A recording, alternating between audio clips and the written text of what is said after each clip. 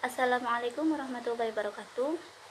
Saya dari kelompok 1 yang beranggotakan Bizati Lailatul Mubarakah, Siti Fatimah, Muhammad Syaifuddin, dan saya sendiri Siti Nurul Jannah. Kelompok 1 akan menjelaskan tentang prinsip-prinsip pelatihan. Yang pertama yaitu kita akan membahas tentang pengertian dari pelatihan. Pelatihan atau training dalam Kamus Besar Bahasa Indonesia berarti proses, cara, perbuatan, melatih atau pekerjaan melatih. Menurut Purwadarminta, kata pelatihan berasal dari kata latih ditambah awalan pe dan akhiran an, yang artinya telah biasa. Keadaan telah biasa yang diperoleh oleh seseorang melalui proses belajar ataupun diajar. Latihan berarti pelajaran untuk membiasakan diri dan memperoleh kecakapan dalam bidang tertentu. Dan pelatih adalah orang yang memberikan suatu latihan kepada seseorang yang membutuhkan pelatihan. Dan pelatihan adalah bagian dari pendidikan yang merupakan sarana pembinaan dan pengembangan karir serta salah satu upaya untuk meningkatkan kualitas sumber daya manusia sesuai dengan kebutuhan pekerjaan. Pada dasarnya, kegiatan pelatihan diperlukan karena adanya kesenjangan antara keterampilan pekerja sekarang dengan keterampilan yang dibutuhkan untuk menempati posisi atau jabatan yang baru.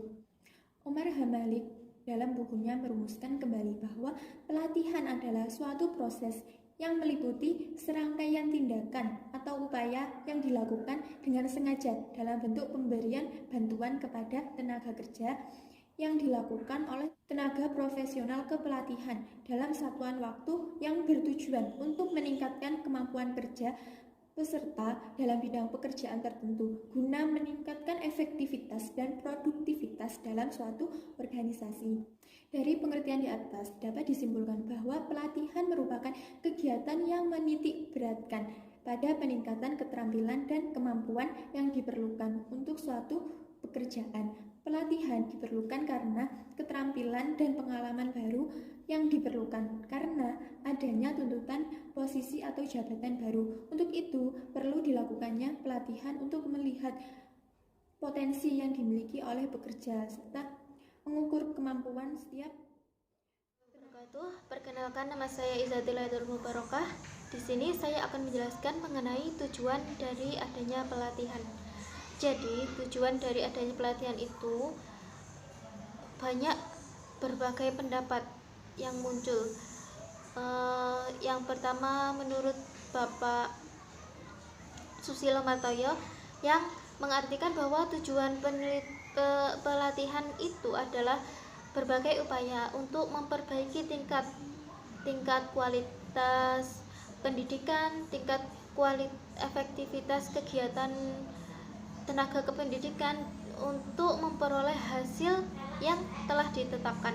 Sedangkan berbeda lagi menurut Bapak Niti Semito bahwa tujuan pelatihan di sini ada 4, yaitu agar pekerjaan terselesaikan dengan cepat dan lebih baik. Jadi dalam pelatihan itu diharapkan agar dapat pekerjaan yang sedang dilakukan itu terselesaikan dengan cepat dan lebih baik. Yang kedua, diharapkan memiliki tanggung jawab yang lebih besar. Yang ketiga, dapat mengurangi berbagai bentuk kekeliruan. Yang keempat, diharapkan kelangsungan sebuah perusahaan akan lebih terjamin. Jadi dengan adanya pelatihan, berbagai kelangsungan pekerjaan apapun dapat terselesaikan dengan lebih baik dan lebih efisien. Ada pendapat lagi menurut Bapak Umar Hamalik yang menyatakan bahwa pelatihan itu bertujuan untuk mendidik, melatih, membina tenaga kerja yang akan memiliki keterampilan yang produktif demi mencapai pelaksanaan program organisasi, baik itu organisasi yang ada di lapangan maupun di sini.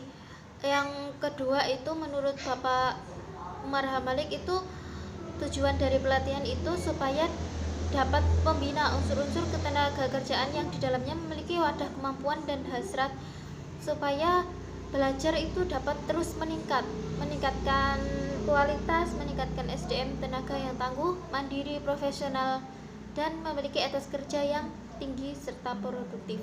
Yang ketiga, mendidik, membina tenaga kerja agar sesuai dengan apa yang diharapkan, sesuai dengan bakatnya, sesuai dengan minat, nilai, dan pengalamannya masing-masing. Jadi dapat tenaga kerja itu dapat memiliki minat dan bakat. Yang keempat, mendidik dan melatih tenaga kerja di dalamnya itu memiliki derajat relevansi yang tinggi dengan kebutuhan pembangunan. Menunjukkan bahwa tujuan pelatihan di sini adalah untuk memberikan kesempatan agar dapat meningkatkan kecakapan dan keterampilan dalam berbagai bidang yang ada hubungannya dengan kepemimpinan demi mencapai tujuan organisasi yang lebih baik. Terima kasih. Saya akan menjelaskan tentang prinsip-prinsip pelatihan. Menurut Rosalina dan Dewi, menjelaskan tentang prinsip-prinsip yang sangat penting dalam pelaksanaan sebuah kegiatan pelatihan, antara lain partisipasi yang baik, yaitu para peserta pelatihan harus dapat berpartisipasi dengan serius selama kegiatan pelatihan berlangsung. Dalam hal ini harus terjalin komunikasi yang baik, sehingga baik instruktur dan peserta pelatihan dapat berinteraksi secara resiprokal. Selanjutnya yaitu prinsip repetisi. Yang dimaksud dengan repetisi di sini adalah jika peserta dapat mengulangi apa yang sudah dipelajari dalam pelatihan sehingga dapat berguna bagi pelaksanaan tugasnya sehari-hari. Peserta pelatihan dapat menunjukkan bahwa setelah pelatihan selesai, mereka terlihat lebih terampil, lebih mampu, dan lebih mahir dalam bidang tugas tertentu yang menjadi topik pelatihan tersebut. Yang selanjutnya yaitu relevansi. Jika kita berbicara tentang relevansi, berarti kita bicara tentang hubungan antara masalah organisasi, materi pelatihan, dan semua komponen yang penting dalam pelatihan. Pelatihan dikatakan relevan jika masalah yang dihadapi dan topik pelatihan sesuai atau mempunyai korelasi yang kuat dan positif. Yang selanjutnya yaitu prinsip umpan balik. Pemberian umpan balik dalam konsep jendela Johari membawa kita dalam sebuah kondisi atau situasi ketika kita tidak tahu, tetapi orang lain tahu. Yang selanjutnya, yang terakhir adalah transparansi. Masalah transparansi dalam hal ini utamanya adalah masalah biaya pelatihan yang berbanding lurus dengan desain program dan makna atau impact dari sebuah pelatihan. Sebuah program pelatihan harus memenuhi unsur transparansi yang benar-benar terbuka. Nama saya Muhammad Saifuddin. Kali ini saya akan menjelaskan tentang manfaat dari pelatihan. Langsung saja, yang pertama yaitu meningkatkan percaya diri dan keinginan untuk maju, lalu meningkatkan tanggung jawab, lalu membantu pula menghadapi situasi stres, tekanan, frustasi, dan konflik.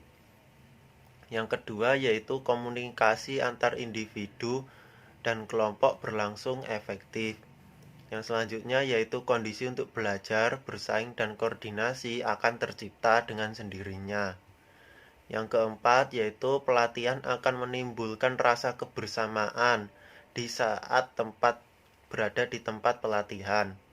Yang selanjutnya, pelatihan itu mempunyai andil besar dalam menentukan efektivitas dan efisiensi sebuah organisasi.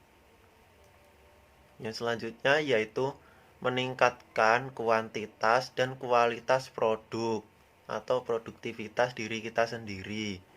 Yang selanjutnya yaitu mengurangi waktu belajar yang diperlukan agar mencapai standar-standar kinerja yang dapat diterima, karena sudah dilatih sejak awal. Yang selanjutnya yaitu menciptakan sikap loyalitas, kerjasama, dan saling menguntungkan. Dan yang terakhir yaitu memenuhi kebutuhan-kebutuhan perencanaan sumber daya manusia. Sekian dari saya, Kurang lebihnya mohon dimaafkan. Wassalamualaikum warahmatullahi wabarakatuh. Demikian penjelasan dari kelompok 1 tentang prinsip-prinsip pelatihan. Semoga bermanfaat. Assalamualaikum warahmatullahi wabarakatuh.